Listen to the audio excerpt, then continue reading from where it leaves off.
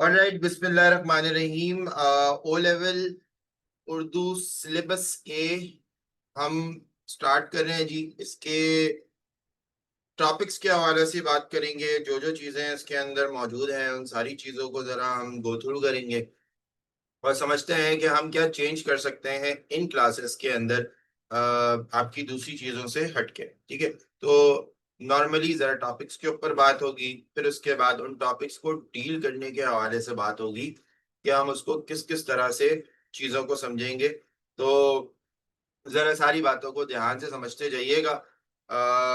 ध्यान से समझना बहुत ज़रूरी है। ये था जी रूल नंबर 1। रूल नंबर 2 ये है कि कोशिश ये कीजिए कि जब भी आप क्लास ले रहे हो तो आपके अतराफ कोई ना हो, आप किसी कमरे में जो है वो क्लास लें। रूल नंबर 3, जब भी कभी आपको कोई बात समझ में ना आए तो मेरे बोलने के बाद, मेरे कंप्लीट करने के बाद फिर आपका हाथ उठेगा कि आप सवाल करना चाहते हैं, या फिर मैं खुद से भी पूछूंगा कि आपको कोई बात समझ में ना आई, तो फिर आपकी जिम्मेदारी बनती है यहाँ पर कि आप पूछेंगे। आपका पूछना बहुत जरूरी है, क्योंकि जब तक बात आपको समझ में नहीं आएगी तो बिल्कुल फायदा नहीं होगा आगे निकलने का। क्लैरिटी बहुत जरूरी है, एक एक स्टूडेंट की क्लैरिटी बहुत जरूरी है। और आप मुझसे 10 बार पूछेंगे, मैं आपको 10 बार बताऊंगा, 10 बार समझाऊंगा बात को। डिफरेंट डिफरेंट तरीके से कोशिश करूंगा, बस किसी भी तरह से मेरी कोशिश ये होगी कि आपको वो बात समझ में आ जाए। तो ये सारे रूल्स जो हैं बेटा वो याद रखिएगा ड्यूरिंग लेक्चर के। और ऑब्वियस लेक्चर के बाद जो है वो हमने प्रैक्टिस वगैरह भी करनी होती है, तो वो सारी चीजें भी जो है वो आप कवर अप करते जाइएगा। ठीक है, तो हम चलते हैं जी अपने क्लास को स्टार्ट करने के लिए। और हमारा जो सिलेबस है ओ लेवल उर्दू सिलेबस ए,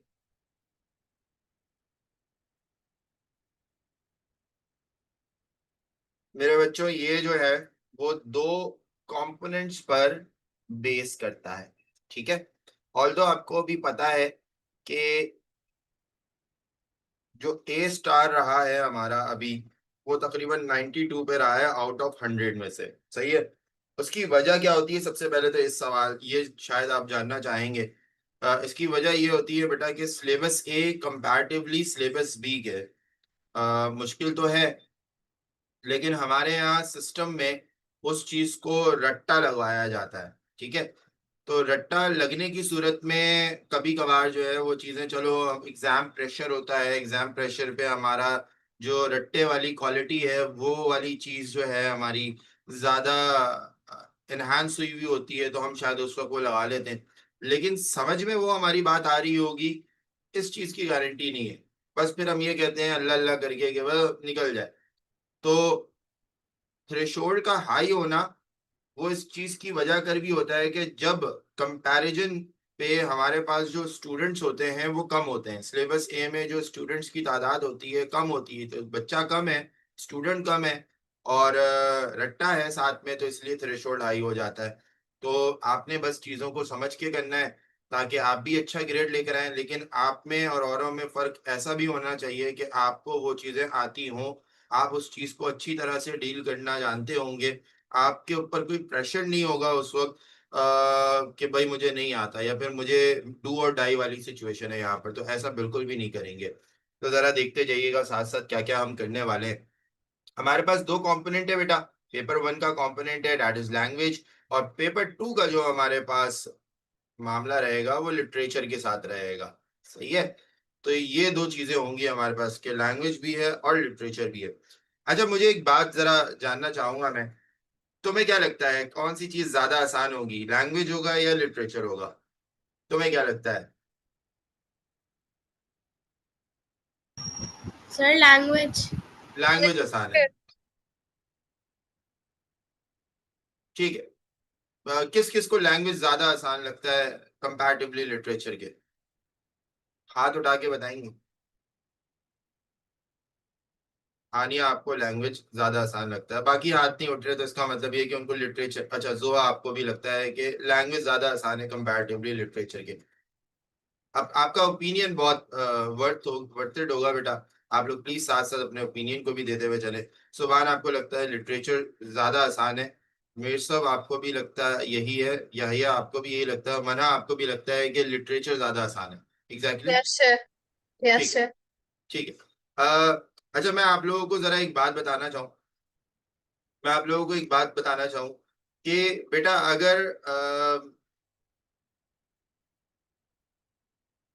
हमें ना लैंग्वेज नहीं आती है ना, तो हमारा लिटरेचर भी किसी काम का नहीं है। सही है।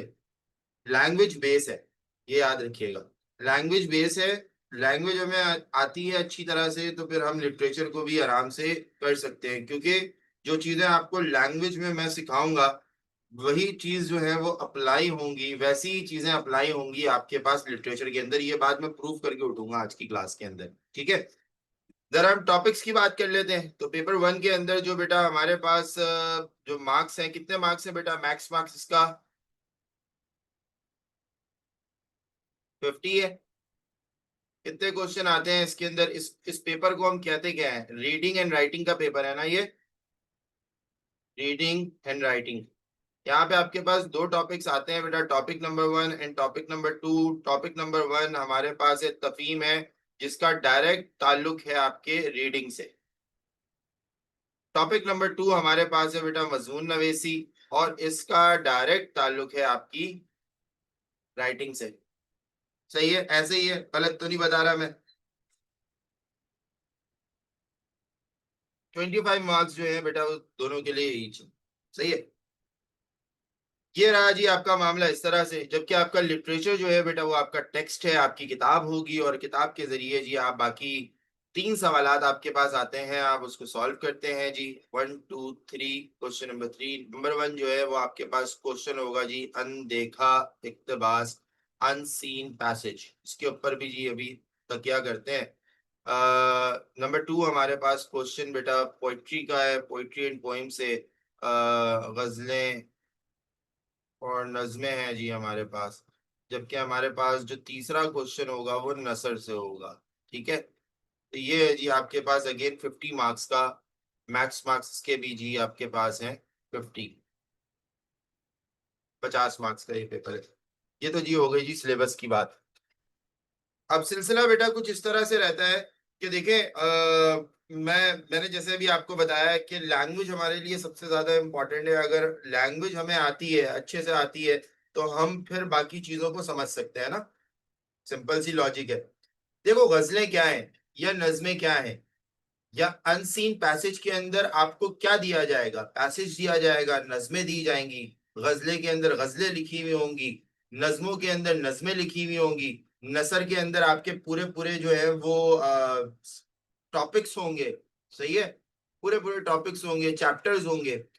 तो बेसिकली फॉर मी, मुझे ऐसा लगता है कि ये सब चीजें हम समझेंगे ना, हमें समझना होगा, हमें अपने जहन में बैठाना होगा कि भाई फलाना शायर क्या कह रहा है, उसका कॉन्टेक्स्ट क्या है। उस गजल के अंदर अहमद फराज साहब जो शायरी पढ़ रहे हैं या शायरी लिख रहे हैं, उस शायरी के पीछे का बैकग्राउंड क्या है, वो किस बेसिस के ऊपर जो है वो ये पूरी शायरी लिख रहे हैं।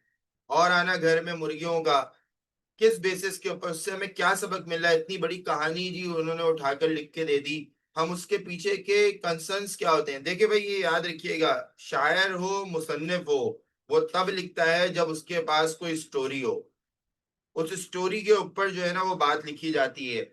आप कोई मूवी देखते हैं ना, आप कोई फिल्म देखते हैं, तो फिल्म के अंदर भी कोई ना कोई कंसर्न्स होता है, किसी ना किसी चीज के ऊपर बात हो रही होती है एट द एंड। ठीक है। जैसे मिसाल के तौर पर कि हमने एक मूवी देखी, 3 इडियट्स। अब उस 3 इडियट्स के अंदर जो है बेटा वो क्या रहा सिलसिला, के एट द एंड आपको यही बताया जाता है कि बेटा लाइफ में काबिल बनो, कामयाबी तुम्हारे पीछे आएगी। सही है। ये बताया गया, आपको बताएगी। तो हर चीज के पीछे कोई ना कोई सबक होता है, क्योंकि आप सोसाइटी के अंदर उन सारी चीजों को होते हुए देख रहे हैं। तो इसी तरह से सबसे पहला हमारा मकसद क्या होता है कि अगर किसी शायर ने एक गजल लिखी है या नज्म लिखी है, तो उस नज्म को लिखने के पीछे उसके कोई कंसर्न्स होंगे। उसने सोसाइटी में इस तरह से होते हुए देखा है, उसने सोसाइटी के अंदर अच्छी चीजें देखी होंगी, उसने खुशी में वो बात लिख दी। उसने गम देखे होंगे, तो गम कहाँ कहाँ से देखेंगे उसने उस सारी चीजों को एड्रेस किया है वहां पर। कोई जो है वो खामियों को, गलतियों को, बुराइयों को तंज में कह रहा है तो किसी ने इसको इस अंदाज में लिख दिया है। ठीक है, तो नसर के अंदर भी यही मामला चलता है। क्या आप मेरी बात से एग्री करते हो यहां तक? Yes sir. प्लीज मुझे सब बच्चे रिस्पॉन्स दें बेटा। ये रूल है जी हमारा। रिस्पॉन्स देना बहुत जरूरी है आपकी तरफ से, यानी कि कोई ना कोई चीज लिखी हुई होगी, उसके पीछे कोई ना कोई तो भाई मामला होगा। जी सर। है ना, मानते हो ना इस बात को? ठीक है, मानते हो। अच्छा, अब दूसरा मामला क्या है कि ये सारी चीजें, ये जितनी भी चीजें थी हमारे पास, चूंकि अब वो कंसर्न करती हैं किसी ना किसी इवेंट से। अब इस इवेंट से तुम्हारा क्या ताल्लुक है? तुम्हारा ताल्लुक है, क्योंकि चूंकि अभी तुम ग्रोइंग फेज में हो, कोई चीज को तुम पढ़ते हो, अगर तुम किसी लिटरेचर को पढ़ते हो तो लिटरेचर को पढ़ने का मकसद क्या होता है कि तुम किसी की कहानी सुन के अपनी जिंदगी पे अप्लाई करो, जो वहां उसने गलती की है तुम आगे गलतियां ना करो। तो शायर या मुसन्निफ यानी ऑथर होता है या पोइट होता है, वो आपको किसी की कहानी सुनाकर ये चाहता है कि तुम्हारे साथ लाइफ में अच्छा हो, तुम्हारे साथ आगे जो है वो जिंदगी में अच्छा हो, तुम वो गलतियां ना करो जो तुमने पढ़ी हैं, जो तुमने समझी हैं। क्या तुम भी इस बात को मानते हो बेटा? Yes sir. ठीक है। तो अब अब हम उस बात को मानेंगे तभी ना, जब हम समझेंगे। सही है।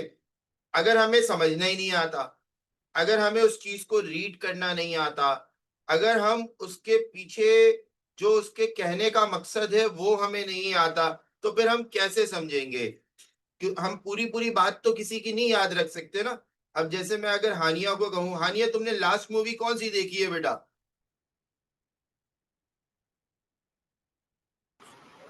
सर अभी कल देखी थी कॉन्जरिंग। अरे भाई, ये क्या देख लिया तुमने? अच्छा, अब मैं कितने घंटे की मूवी थी Hania? Sir sir almost 2 hours. 2 घंटे की मूवी थी। मैं तुमसे कहूँ अगर तुम्हें तुम्हें सारी कहानी याद है उसकी, तुम वर्ड टू वर्ड हमें सुना दोगी? कल ही देखी है, बहुत फ्रेश है अभी।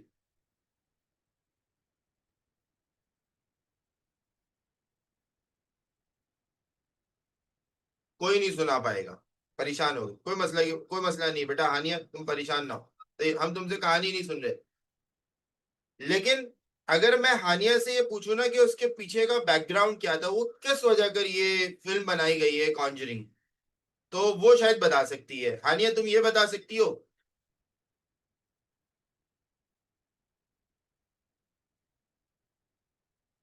मेरी आवाज नहीं आ रही है? आप लोगों को आवाज आ रही है बेटा? यस सर और ये। देखो उसको मेरी आवाज नहीं आ रही।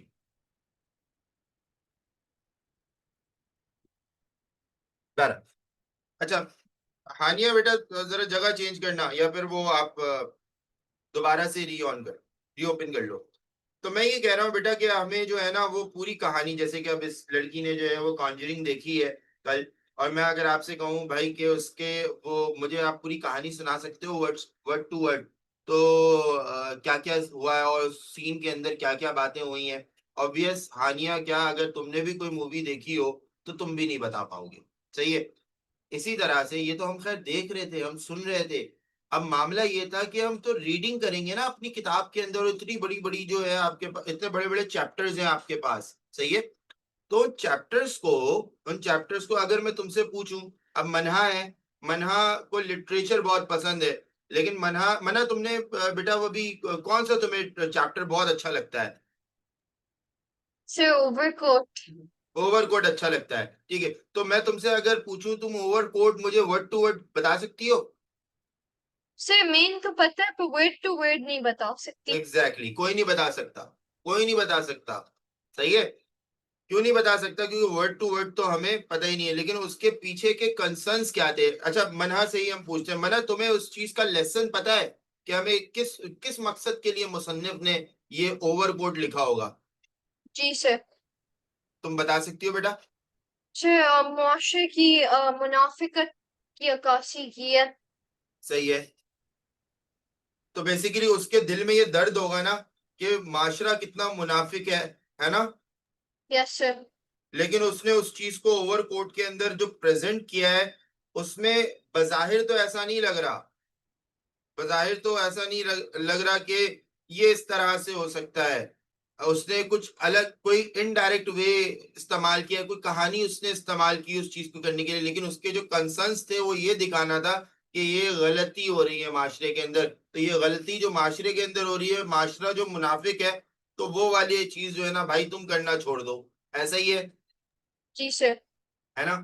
तो बेटा अब हमारा मकसद ये होता है कि अगर एक चीज जो है ना हमें नहीं आए, हमें पढ़ना ही नहीं आए, हमें उसके पीछे का सेंस लेना ना आए, तो फिर हम क्या करेंगे। हम वर्ड टू वर्ड तो चीजों को नहीं याद कर सकते। चलो मैं एक छोटा सा मैं आप लोगों के साथ ना एक एक्सरसाइज करता हूँ, मैंने ना सिलेबस बी वालों के साथ भी किया था। एक छोटी सी बात मैं आपसे पूछूंगा, ठीक है। आप लोग तैयार हो, बताओगे मुझे। जी सर। ठीक।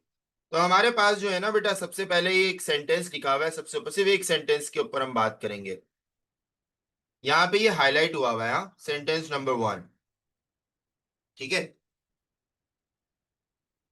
अब मेरा मकसद ये है कि हम चूंकि वर्ड टू वर्ड सारी चीजें याद नहीं रख सकते, तो हमें, क्योंकि हम रट्टा नहीं लगाना चाहते, बहुत गलत बात होती है कि हम रट्टा लगाए। अगर तुम्हें वर्ड टू वर्ड याद होता तो फिर मैं समझता कि भाई तुमने रट्टा लगाया है।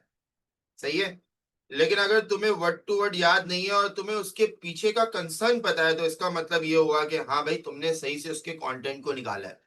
तो हमारे पास ये पहला जुमला है, एक दिन वो जंगल में लकड़ियां काट रहा था। क्या ये सेंस बना रहा है। No sir. इसका सेंस क्या बन रहा है, प्लीज सारे मिलके जरा बताएंगे। या इसका सेंस क्या बन रहा है, एक दिन वो जंगल में लकड़ियां काट रहा था।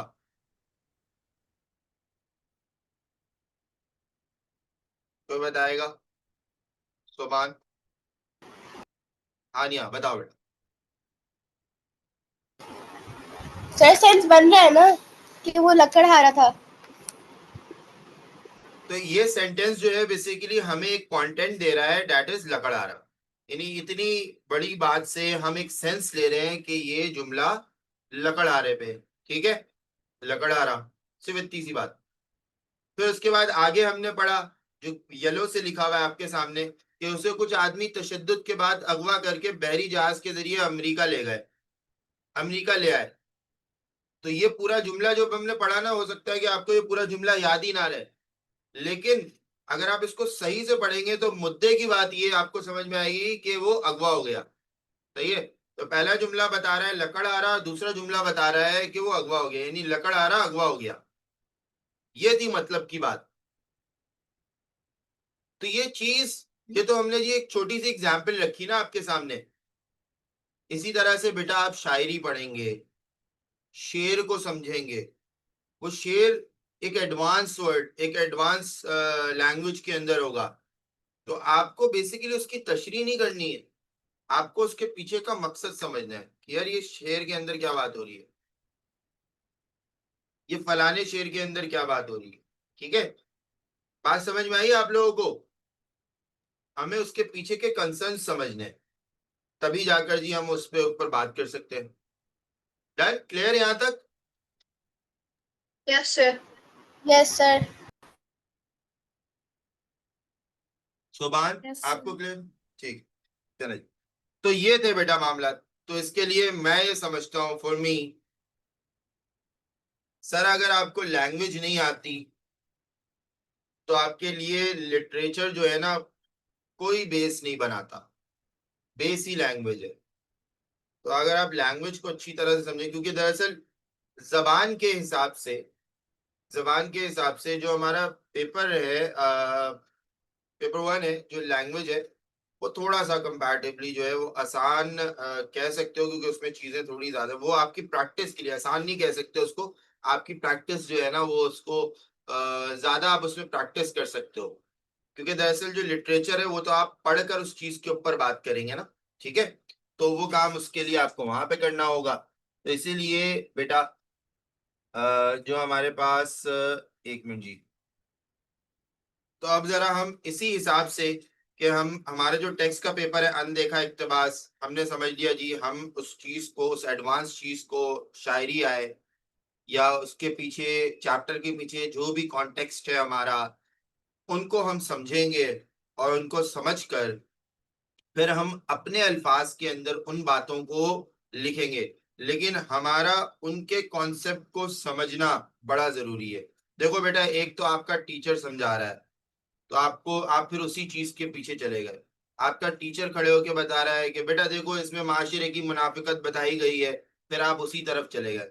मैं चाहता हूं मेरे बच्चे जब वो पढ़ें खुद से, तो वो खुद से अपना सेंस डेवलप करें कि यहाँ पे क्या चीज हो रही है। तो आपको खुद से ये काम करना है, क्योंकि आपके पास सिर्फ सिलेबस नहीं है जी, आगे आप बहुत सारी चीजों को पढ़ेंगे, तो आपको खुद से सेंस लेना होगा। तो आप बेसिक लैंग्वेज आपको सिखाएगा कि सेंस कैसे लिया जाता है। ठीक है, आ जाओ जी, जरा पेपर 1 पे बात करने जा रहे हैं।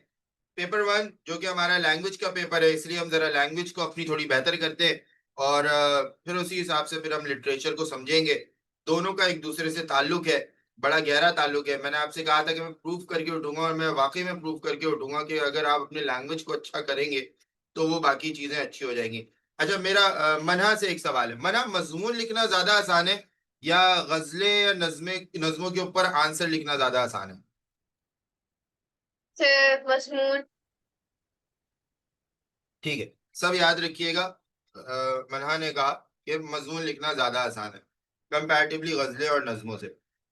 ठीक है, तो इसका मतलब ये रहता है हमारे पास। आओ जरा हम, मेरे पास एक पेपर मौजूद है यहाँ पर, और पेपर का जो ताल्लुक है वो है 2025 मई जून से। 1 आवर 30 मिनट्स का ये पेपर है बेटा। 324701 मई जून 2025। पेपर 1 रीडिंग एंड राइटिंग कहलाता है जी। आपको आंसर, पार्ट 1 है answer all question in Urdu. ठीक है जी, ये रूल है। Part 2 answer 1 question in Urdu.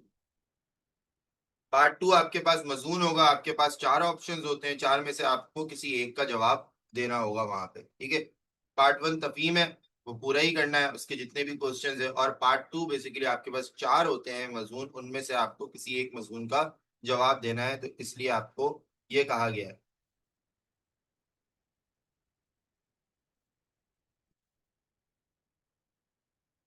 अब बेटा सिलसिला बेसिकली इस तरह से होता है, सिलसिला कुछ इस तरह से होता है। ये है जी आपके पास पैसेज, ये आपके पास पैसेज है, आप इस पूरे पैसेज को पढ़ेंगे। ठीक है, ये है जी आपके पास सवालात।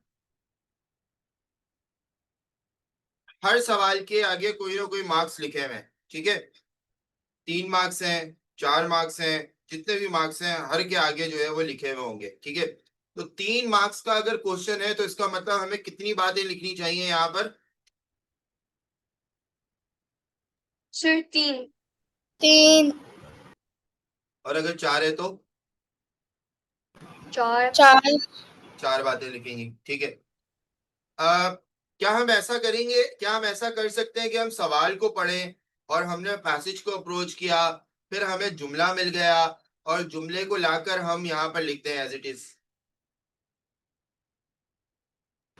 नो नहीं सर, सर। पैराफ्रेज करना। अल्फाज में लिखना होता है। क्या करना होगा, सॉरी? पैराफ्रेज। अपने अल्फाज में लिखना होता है। अपने अल्फाज में लिखना होता है, यानी कि हम कॉपी पेस्ट नहीं कर सकते, नो चांस।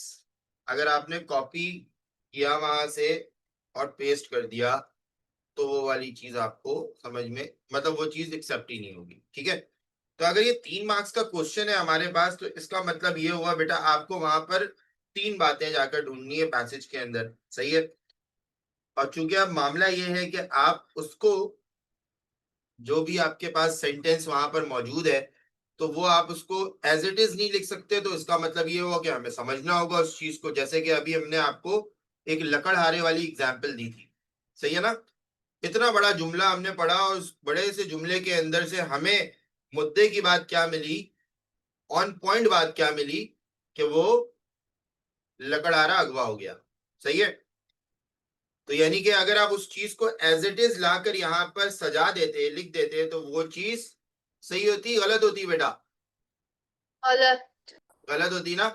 लेकिन अगर आप उससे सेंस लेकर अगवा शुदा लकड़हारा सेंस लेकर फिर आप यहां पर आके अपने अल्फाज में उसको लिख देते तो वो ठीक होता या गलत होता? ठीक होता सर। फिर ठीक होता। सही है। तो बेसिकली हमारा सबसे पहला मकसद ये होगा कि हम अपनी रीडिंग, क्योंकि आपका लिटरेचर है रीडिंग बेस्ड है बेटा, अगर आप रीड करके बात को नहीं समझेंगे तो फिर आगे सारी चीजें बेकार है, क्योंकि आपका मकसद ही यही होगा। तो बेसिकली जो लैंग्वेज का पेपर होगा आपको वो एबिलिटी सिखाएगा कि आप रीडिंग करके उससे कंटेंट निकालें, और कंटेंट को निकालने के बाद आप अपने वर्ड्स के अंदर उसके आंसर को दें, तभी जाकर जो है वो चीज सही समझ में आएगी। तो इससे आपको फायदा क्या हुआ कि रीडिंग करने से आपके पास कंटेंट आ गया, और कंटेंट जब आ गया तो फिर आप उसको अपने वर्ड्स में कैसे भी लिख सकते हैं। Is it clear to all of you बेटा? सबको यस मेरी बात सर। समझ में आई यहाँ तक? यस कोई सर। कोई सवाल किसी को? कोई सवाल है तो पूछ लो।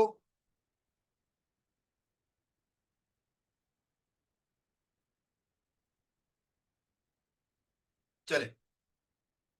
अच्छा, हम ये सिर्फ हवाई बातें नहीं कर रहे, क्योंकि यहाँ पर मेंशन है, यहाँ पर लिखा हुआ है कि मंदरजा झेल सवालों के जवाब उर्दू में जहां तक मुमकिन हो अपने अल्फाज में लिखें।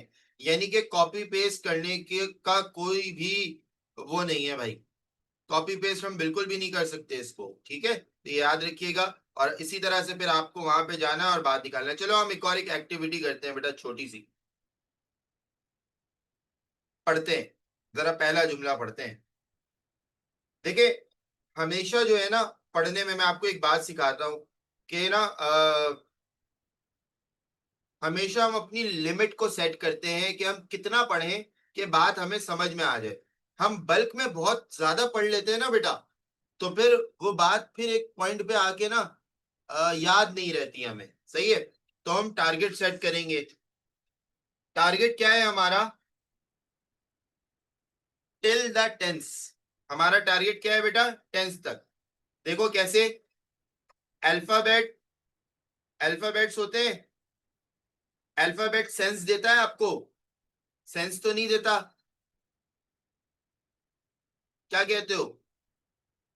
यानी अगर मैं तुमसे कहूं बे, तो बे कोई सेंस देगा? सर। नहीं देगा। अच्छा चलो ठीक है।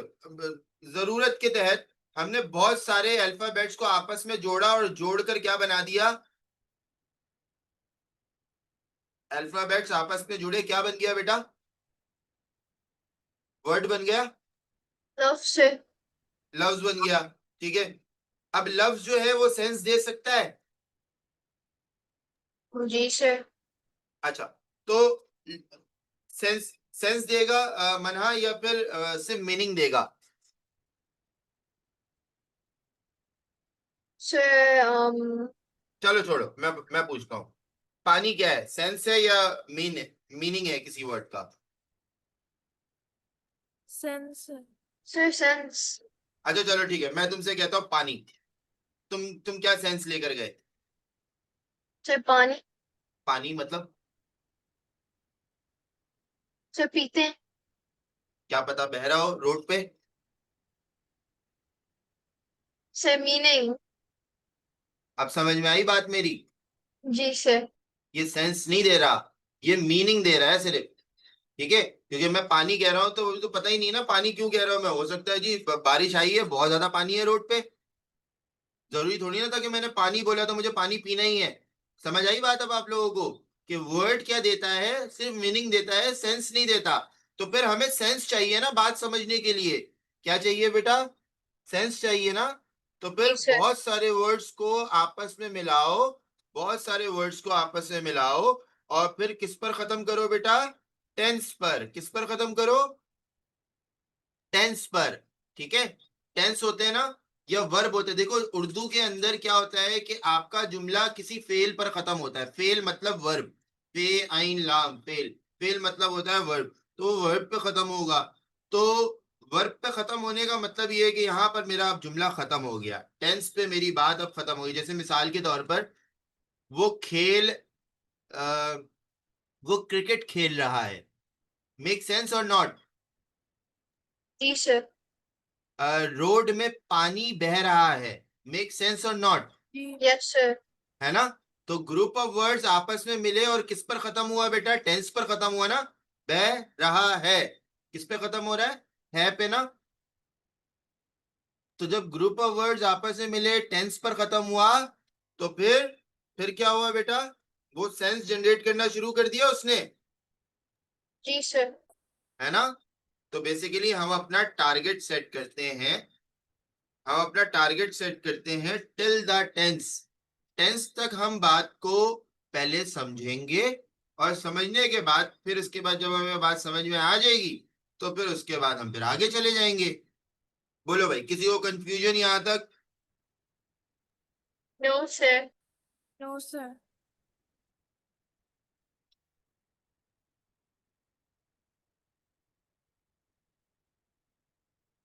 अच्छा जी, जैसे कि हमने यहाँ आपको मैंने दिखाया था, दो डिफरेंट कलर्स थे हमारे पास। एक पहला कलर मैंने अलग किया था और दूसरा कलर मैंने अलग किया था, क्योंकि मैंने लिमिट सेट की थी कहां तक बेटा, टेंस तक। ठीक है, था क्या है, टेंस पर खत्म हो रहा है ना, सही है। तो पहले मैंने इतना टेंस सेट किया, फिर उसके बाद मैंने यहाँ पर खत्म किया, ये क्या है बेटा, वर्ब है ना, क्योंकि उर्दू के अंदर वर्ब पे खत्म होती है बातें। काट रहा वर्ब है, ले आए वर्ब है, सही है। तो यहां तक हम पढ़ेंगे तो हमें बात समझ में आती है, ठीक है। तो ये टिल द टेंस जो है ना, वो हमें बात करनी है, यानी कि अल्फाबेट्स आपस में मिले, वर्ड बना, और वर्ड्स के बाद वो किस पर खत्म हुआ बेटा, टेंस पर खत्म हुआ, वो टेंस पर खत्म हुआ। तो इसीलिए इस चीज को हम, तब जाकर हम इसको सेंटेंस डिक्लेयर करते हैं, और सेंटेंस का मतलब तो यही होता है कि भाई सेंस आ रहा है। सेंटेंस किसको कह रहे हैं जी, जिसपे आपका सेंस आ रहा होगा, ठीक है। ये थोड़ा सा स्क्रीन जो है भाई अटक गया है, लेकिन एनी हाउ, किसी को कोई सवाल बेटा यहाँ तक तो प्लीज पूछ लो, कोई मसला कोई कंफ्यूजन है तो प्लीज पूछ लीजिएगा।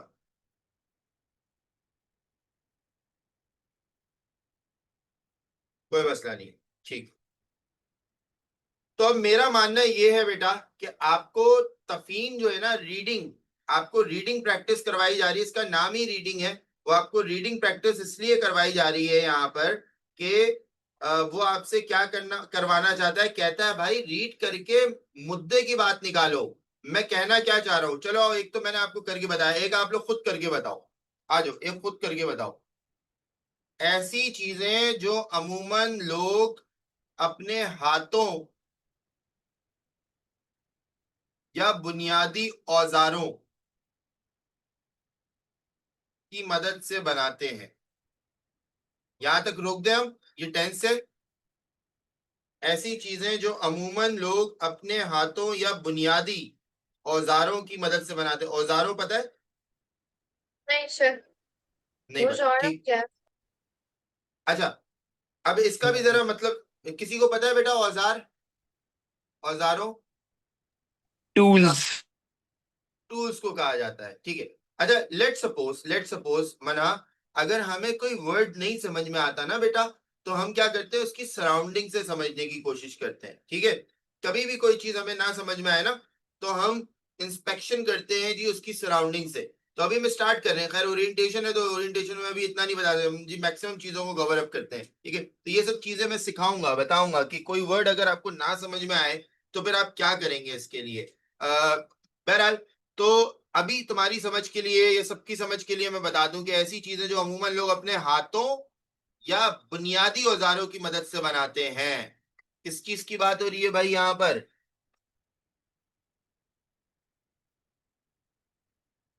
ऐसी चीजें जो अमूमन, जी जो आप बताएं, कोई भी क्राफ्ट या कोई भी चीज जो हाथ से हो, जो हाथ से बने। ठीक है। तो सर ये वाला, जैसे बर्तन, जी बेटा, सर बर्तन एक एग्जांपल। हाँ, जो हाथ से बनाया जाए, ठीक है, जी सर। जो हाथ से बने, ठीक है, इतनी सी बात। यानी कि इस पूरे जुमले से हमने सेंस क्या लिया है, हाथ से बनने वाली चीज, ठीक है। हाथ से बनने वाली चीज। फिर दूसरा जुमला क्या था बेटा हमारे पास, दूसरा जुमला क्या है हमारे पास, उन्हें दस्तकारियां कहते हैं। ठीक है, दस्तकारियां कहते हैं। तो यानी कि जो हाथ से बने उसे हम क्या कहते हैं, दस्तकारियां। दस्त कहा जाता है हाथ को, दाल सीन ते दस्त, दस्त कहते हैं हाथ को, कारियां काम को कहा जाता है, हाथ से बनने वाली चीजें। ठीक है, समझ में आ गई बात। ये कब समझेंगे बेटा हम, जब हम एक सेंटेंस को पूरा पढ़ेंगे।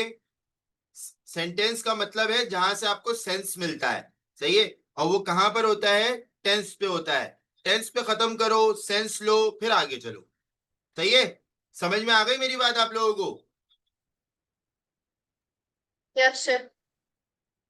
Yes sir.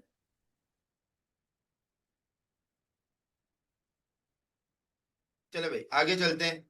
अच्छा, अब ये तो खैर रीडिंग वाला मामला हो गया, और फिर आपने ये सेंस लिया, और इसी चीज को फिर आप क्या करेंगे बेटा अपने वर्ड्स में जो है, अगर यही अगर आपके पास कंटेंट आया, तो आपके पास पहला कंटेंट आ गया हाथ से बनने वाली चीज। फिर आप दूसरा कंटेंट, दूसरा आप जुमला पढ़ो, फिर आपके पास एक और एक कंटेंट आ गया। फिर तीसरा जुमला पढ़ो, आपके पास एक और कंटेंट आ गया। सवाल वहां पर कितने मार्क्स का था, 3 मार्क्स का था। आपके हाथों में कितने कंटेंट्स हैं, 3 कंटेंट्स हैं।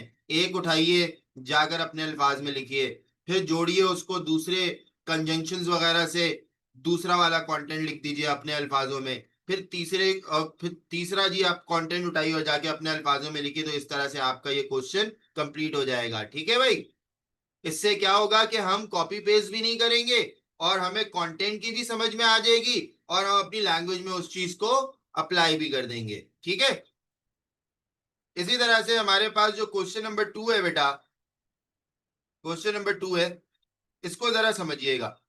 ये है जी हमारे पास क्वेश्चन नंबर 2, मंदरजेल उन्वानात में से किसी एक उन्वान पर 300 से 400 अल्फाज पर मुश्तमिल उर्दू में एक मजमून लिखिए। ठीक है, मैं आपको एक छोटी सी एग्जांपल देना चाहता हूँ।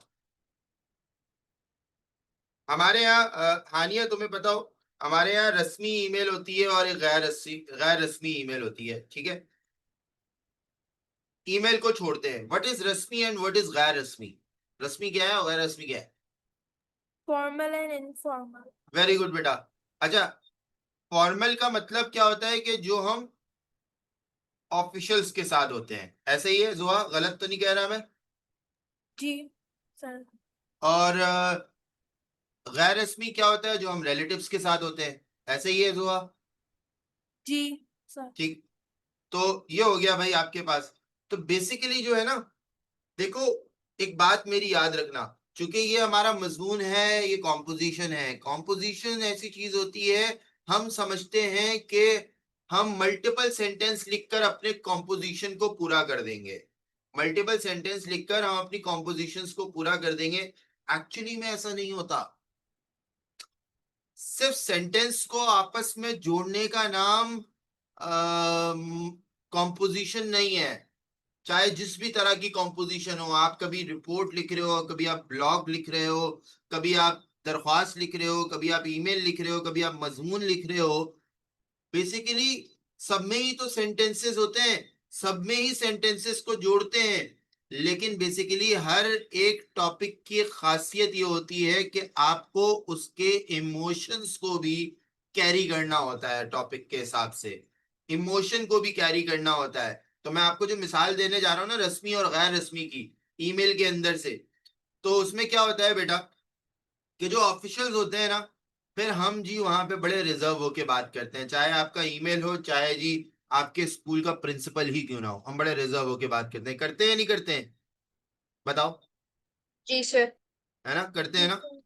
अच्छा, अब जो इनफॉर्मल होता है, उसमें हमें मजबूरी होती है, हमारी मजबूरी होती है कि हम उनके साथ जी बड़ा अपनाइयत से बात करेंगे। अब देखो घर पे कोई नहीं है, और अम्मी खाना बना रही हैं किचन में, और खाला आई हुई है, खाला नहीं, पुप्पो आई हुई है। ठीक है, पुप्पो आई हुई है, कमरे में बैठी हुई है, अम्मी खाना बना रही है। अब चूंकि पुप्पो के साथ कोई भी नहीं बैठा हुआ, तो अम्मी आपसे कहेंगी जाओ बेटा पुप्पो के साथ बैठो, या लड़कों को उनके घर वाले बताइए अंकल आए हुए हैं, बैठो उनके साथ। अब आपको अच्छा नहीं लग रहा उनके साथ बैठना, लेकिन मजबूरी है बैठना, बैठना पड़ेगा, और आप बैठेंगे भी, और आप उनसे इधर उधर की बेतकल्लुफ वाली बातें भी करेंगे। बोलो, करोगे नहीं करोगे। जी सर। है ना, यस करना सर। करना पड़ता है ना। तो इसी तरह से बेटा हर चीज में ना इमोशंस कैरी होते हैं, सही है, इमोशंस कैरी होते हैं। अगर हम प्रिंसिपल से बात कर रहे हैं तो हम रिजर्व होकर बात करेंगे, अगर हम पुप्पो खाला से बात कर रहे हैं तो फिर हम रिजर्व नहीं होंगे, वहां पर ठीक नहीं होगा रिजर्व होना, रिजर्वेशन वहां पर दिखाना ठीक नहीं है, मुनासिब नहीं है, सही है। तो हर एक चीज क्या फॉलो करती है, उसके इमोशंस को। अब इसी तरह से बेटा यहाँ पे मजमून है दलील का, ये अपना इमोशन कैरी कर रहा है, बहस अपना इमोशन कैरी कर रहा है, तफसील अपना इमोशन कैरी कर रहा है, और बयान अपना इमोशन कैरी कर रहा है। तो सबके अपने अपने इमोशंस होते हैं, सिर्फ जुमलों को आपस में जोड़ने का नाम मजमून नहीं है। बात समझ में आई तुम लोगों को मेरी, नहीं आई? सर आ गई? जी जुआ, पूछे बेटा। सर जो तफसील है वो क्या रिपोर्ट राइटिंग होती है? टाइप ऑफ बेटा, टाइप ऑफ, बिल्कुल। तकरीबन समझो कि 80% वैसे ही होता है, बयान होते हुआ। सही है। तो जी। ये जी आपके पास सारी चीजें। तो इमोशंस को जरूर कैरी करना पड़ता है हमें, इमोशंस को जरूर कैरी करना पड़ता है साथ ही साथ, ठीक है। अच्छा जी, ये चीज तो हो गई। हमने ये बात को भी समझ लिया। तो बेसिकली हमारे पास कंटेंट होता है, कंटेंट के बेसिस पर हम सिर्फ लैंग्वेज को इस्तेमाल नहीं करेंगे। देखिए याद रखिएगा कि डिफरेंट हमारे पास कंटेंट हमारा रेलेवेंट होना बहुत जरूरी है बेटा। देखो जहाँ कहीं लैंग्वेज आता है ना, लैंग्वेज आता है, आखिरी बात मैं आपको बता रहा हूँ कि जहाँ कहीं लैंग्वेज आता है ना, तो उससे ऊपर भी एक चीज होती है, लैंग्वेज से ऊपर चीज होती है, वो होती है कंटेंट, ठीक है। अगर आपका कंटेंट ठीक नहीं है, इररेलेवेंट है, तो बात बनेगी नहीं यहाँ पे। चलो मैं आपके सामने ना एक पॉइंट रखता हूँ, आप मुझे बताना हाँ मैं सही हूं या गलत हूँ, ठीक हो? रेडी है? रेडी? आप लोग सुनोगे मुझे, समझोगे? मैं आपको बताऊं, आप मुझे जज करोगे, आप लोग मुझे, आप लोग जज हो, सही है।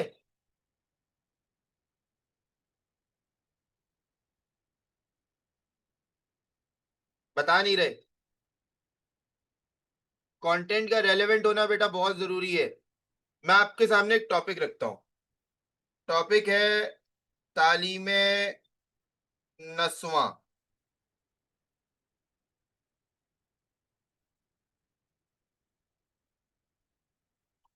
औरतों की तालीम, इसका मतलब है औरतों की तालीम, वुमेन एजुकेशन पे, ठीक है। टॉपिक समझ में आ गया आप लोगों को? सही है। अब मैं बोलूं आगे, आप मुझे बताना कि मैं सही हूं या गलत हूं, मेरा कंटेंट ठीक है या गलत है, सही है। टॉपिक मेरा ये है। सब सुन रहे हो बेटा मेरी बात? खामोश हो गए अचानक से?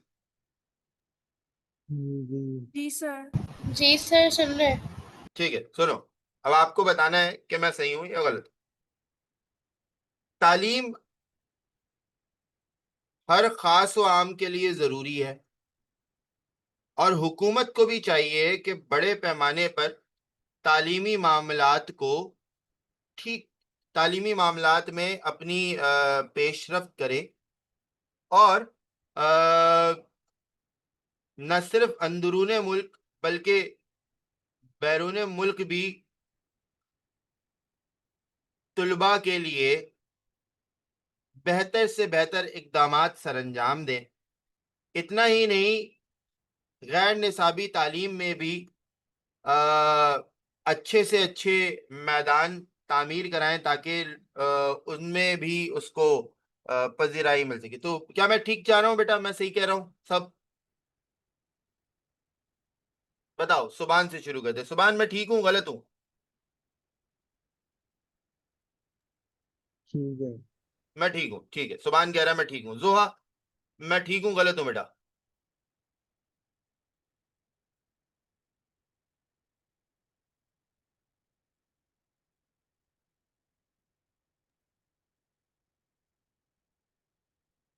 सर इसमें ये सही है मगर इसमें औरतों की तालीम का जिक्र नहीं है। अच्छा, ठीक है। या मैं सही हूँ गलत हूँ?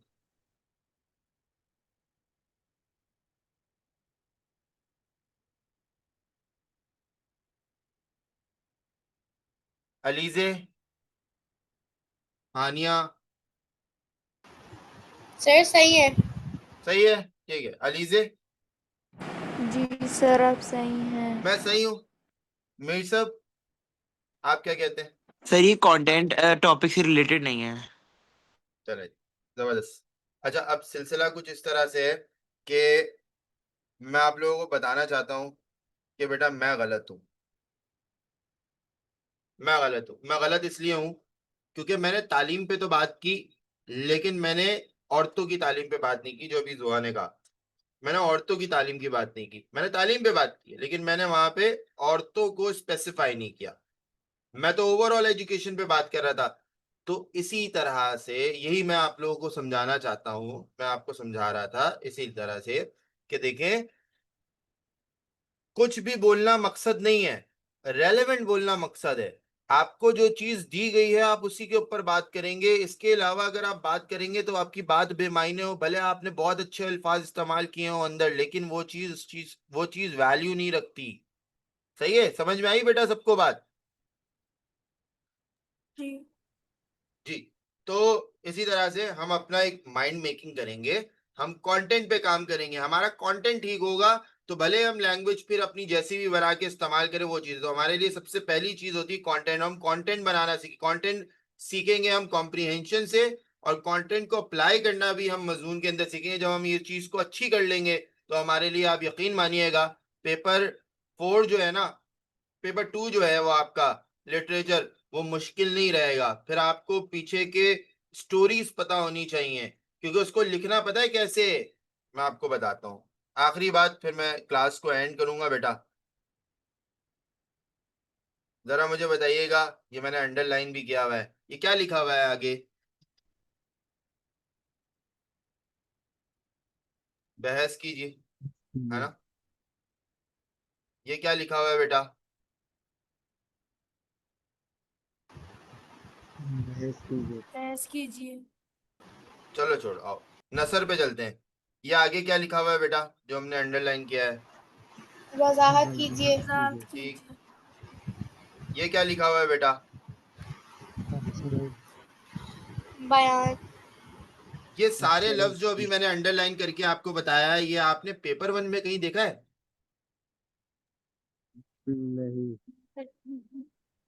पेपर 1 में नहीं देखा? पेपर 1 में देखा है बेटा? जी मजबून में देखा है। मजमून में देखा है ना? तो बेटा मैं आप लोगों को बता देना चाहता हूँ, आपको हम मजमून लिखाना सिखाएंगे।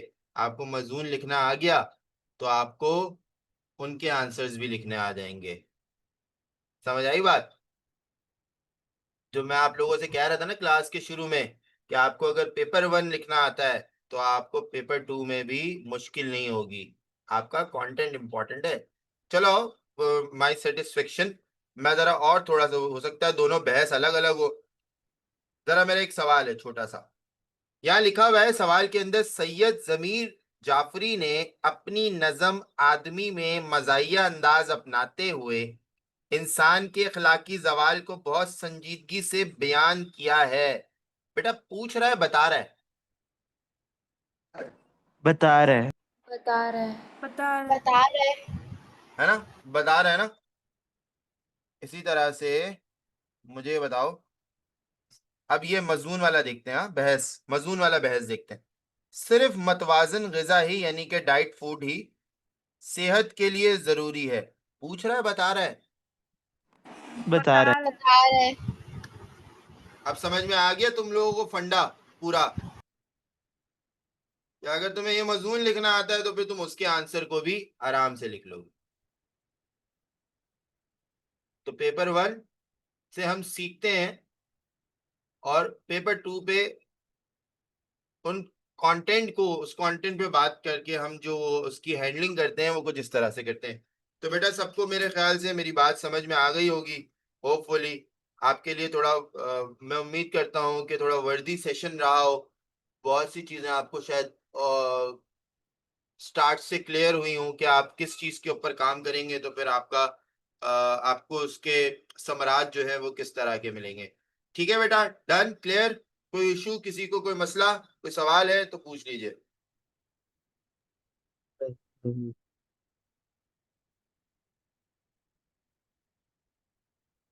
चलो जी, तुम मुझे इजाजत दीजिएगा जी, अपना बहुत सारा ख्याल रखें। इंशाल्लाह बासुल दस्तयाबी सेहत आप लोगों से बुध को मुलाकात होती है। और जो भी आपके दोस्त है, आप रिकॉर्डिंग बंद कर दो।